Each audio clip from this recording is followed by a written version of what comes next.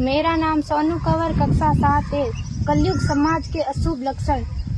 कुटुंब कम हुआ, संबंध कम हुआ, प्रेम कम हुआ, मर्यादा कम हुई, लाज लज्जा कम हुई, विनम्रता कम हुई, समर्पण कम हुए, पुस्तक वाचन कम हुआ, खान पान की शुद्धता कम हुई, बाल कम हुए, कपड़े कम हुए, नींद कम हुई, घी मक्खन कम हुआ, पीतल तांबे के बर्तन कम हुए, भाई भाई का प्रेम कम हुआ, सत्य कम हुआ, अतिथि कम हुए, धैर्य कम हुआ, श्रद्धा और विश्वास कम हुआ, बड़ों का सम्मान कम हुआ और भी बहुत कुछ कम हुआ, जिससे जीवन सहज था, सरल था। संतान को दोष न दे। बालक या बालिका को इंग्लिश मीडियम में पढ़ाया, अंग्रेजी बोलना सिखाया, बर्थडे और मैरिज एनिवर्सरी जैसे जीवन के शुभ प्रसंगों को अंग्रेजी कल्चर्स के अनुसार जीना ही श्रेष्ठ माना।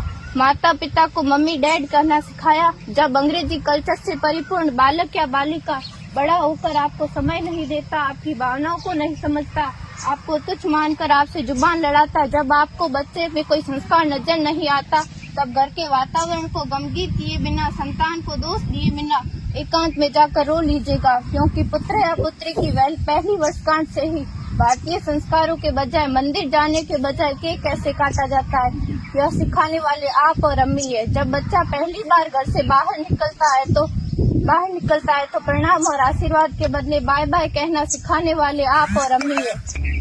हम परीक्षा देने जाते समय इष्ट देव बड़ों के पैर छूने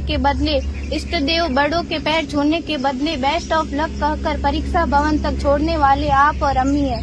बालक या बालिका के सफल होने पर घर में परिवार के साथ बैठकर खुशियां मनाने के बदले होटल में पार्टी मनाने की प्रथा को बढ़ावा देने वाले आप और अम्मी है।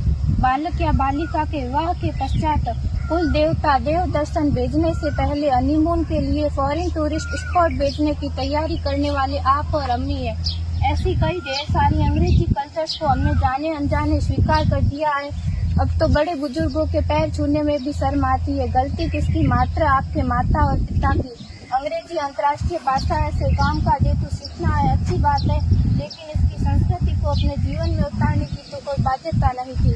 अपनी समृद्ध संस्कृति को त्याग कर नैतिक मूल्यों, मानवीय संवेदनाओं से रहित अन्य सभ्यताओं की जीवन शैली अपना कर हमने क्या पाया?